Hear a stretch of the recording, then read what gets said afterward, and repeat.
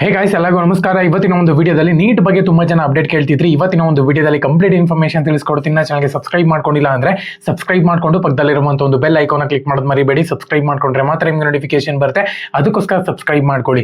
ಬನ್ನಿ ವಿಡಿಯೋನ ಸ್ಟಾರ್ಟ್ ಮಾಡೋಣಂತೆ.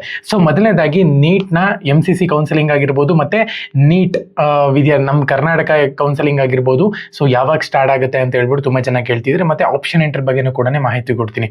ಮೊದಲನೇದಾಗಿ MCC ನವರು ನೋಟಿಫಿಕೇಶನ್ ಬಿಡ್ತಾನೆ ಇದ್ದಾರೆ ಅಂತಾನೆ ಹೇಳ್ಬೋದು. MCC ಆಲ್ ಇಂಡಿಯಾ ಕೌನ್ಸಿಲಿಂಗ್ ಅಂತಾನೆ ಹೇಳ್ಬೋದು. ನೀವೇನ ಆಲ್ ಇಂಡಿಯಾ ಕೌನ್ಸಿಲಿಂಗ್ ಅಟೆಂಡ್ ಮಾಡಂಗಿದ್ರೆ ಟಾಪರ್ಸ್, ಒಳ್ಳೆ ಸ್ಕೋರ್ ಮಾಡಿರೋರು MCC ಕೌನ್ಸಿಲಿಂಗು ಕೂಡ ಅಟೆಂಡ್ ಮಾಡ್ತಾರೆ. ಏನಕ್ಕಂದ್ರೆ ಟಾಪ್ ಇಂಡಿಯಾ ಕಾಲೇಜಸ್ ಅಲ್ಲಿ, ಟಾಪ್ ಇಂಡಿಯಾದಲ್ಲೇ ಟಾಪ್ ಕಾಲೇಜಸ್ ಅಲ್ಲಿ ಅವರು ಅಡ್ಮಿಷನ್ ಪಡಿಬೇಕು ಅಂತ ಇರ್ತಾರೆ.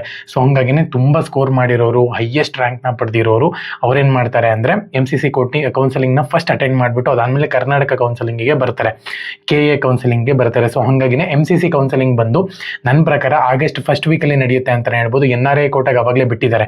ಸೊ ಹಂಗಾಗಿನೇ ಇನ್ನೇನು ಅವರು ಅಪ್ಡೇಟ್ಸ್ ಕೂಡ ಸ್ಟಾರ್ಟ್ ಆಗ್ತಿದೆ. ನನ್ನ ಪ್ರಕಾರ ಆಗಸ್ಟ್ ಫಸ್ಟ್ ವೀಕಲ್ಲಿ MCC ಕೌನ್ಸಿಲಿಂಗ್ ಅನ್ನುವಂಥದ್ದು ಸ್ಟಾರ್ಟ್ ಆಗಿಬಿಡುತ್ತೆ.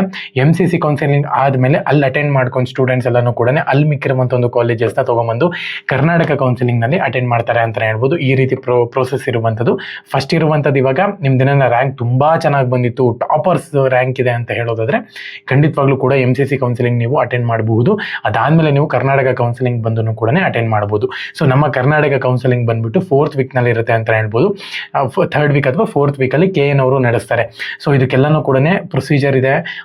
ಇವಾಗ MCC ಕೌನ್ಸಿಲಿಂಗ್ ಫಸ್ಟ್ ಆದಮೇಲೆನೇ ನಮ್ಮ ಕೌನ್ಸಿಲಿಂಗ್ ನಡೆಯೋದು. ಪ್ರತಿ ವರ್ಷನೂ ಕೂಡ ಅದೇ ಥರನೇ ಇರೋದು.